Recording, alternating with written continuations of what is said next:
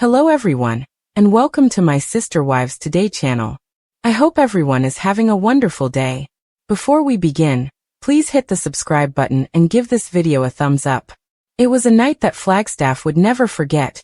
A night when whispers turned into gasps and gasps turned into the kind of rumors that burned through the Sister Wives fanbase like wildfire.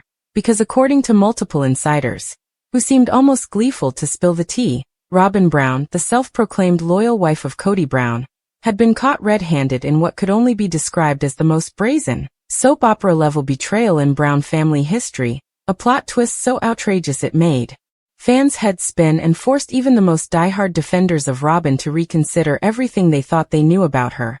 And it all started when Kody, who had been strutting around his Flagstaff home as though he still had complete control of his empire, decided to install a heavy-duty steel locker in his garage, claiming it was to keep important documents safe.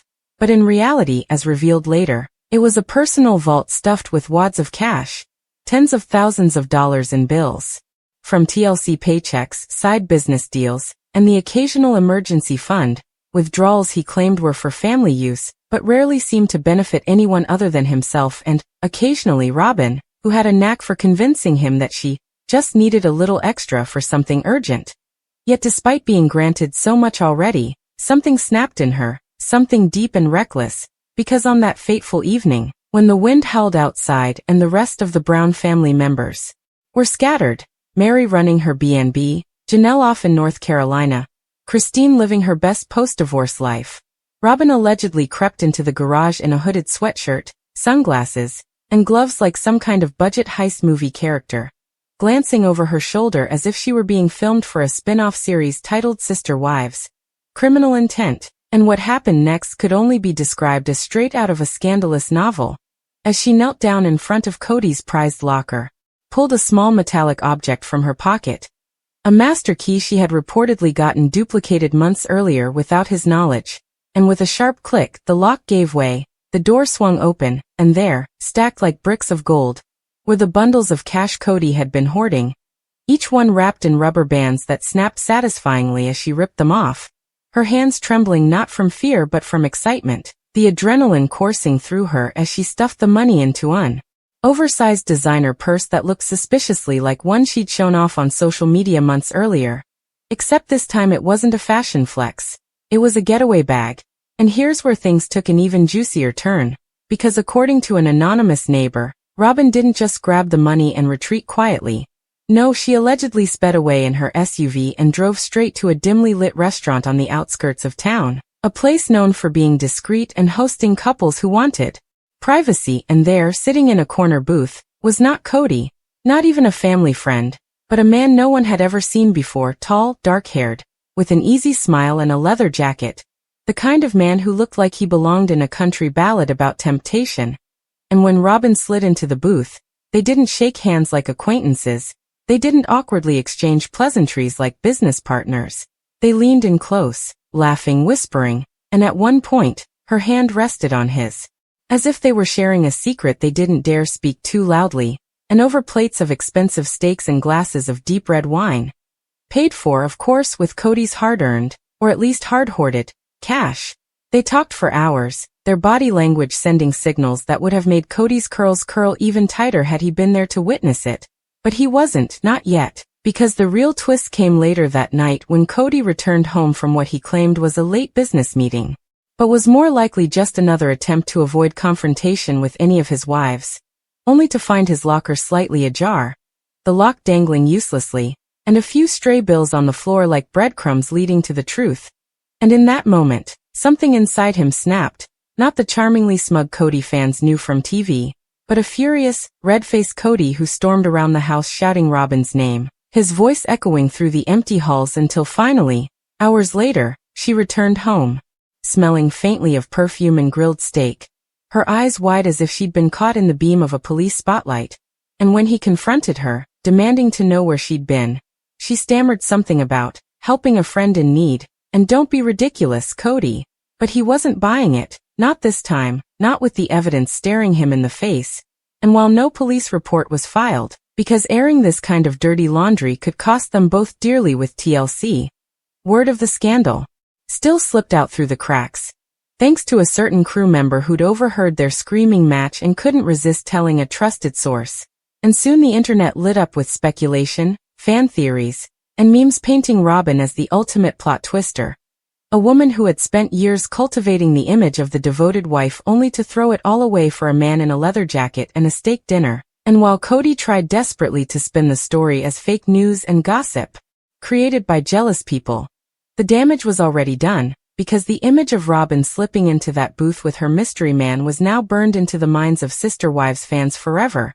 A betrayal so bold that it made the family's previous dramas look like playground squabbles. And as for the mystery boyfriend, he vanished as suddenly as he appeared, leaving behind nothing but questions, whispers, and the undeniable truth that in the Brown family, the line between loyalty and treachery was always just one unlocked locker away. Kody didn't sleep that night. The image of his prized steel locker cracked open like a tin can, and the cash he'd so carefully stacked inside disappearing into the night played over and over in his mind like a bad rerun.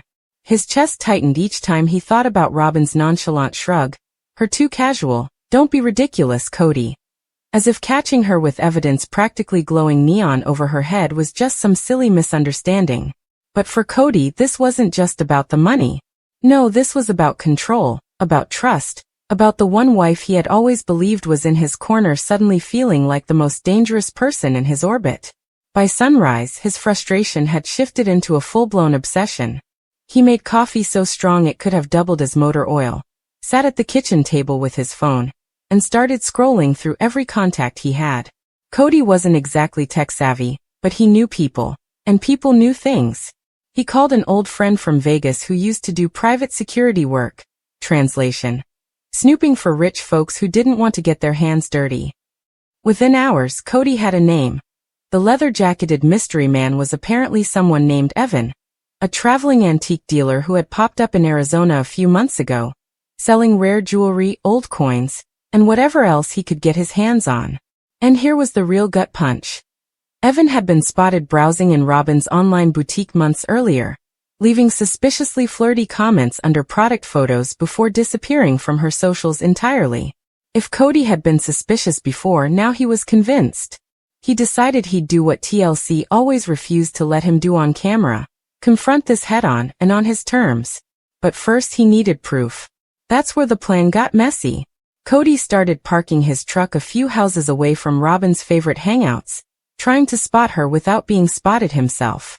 He even accidentally left his phone recording while in her car, hoping to catch snippets of conversation.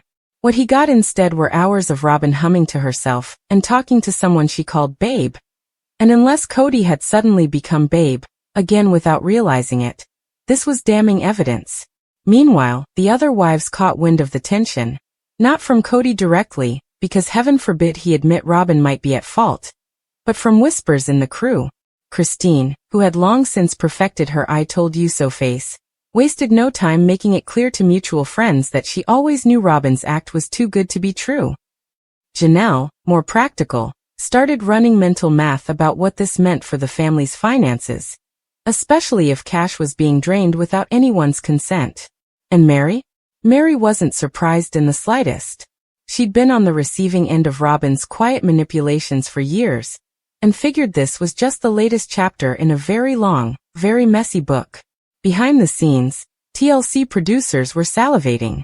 A scandal involving the Golden Wife was the kind of storyline they could stretch for an entire season.